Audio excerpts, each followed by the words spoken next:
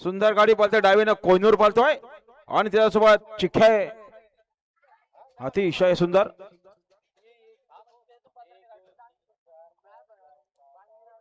आणि आता आल्या शर्यतीमध्ये डावी साईड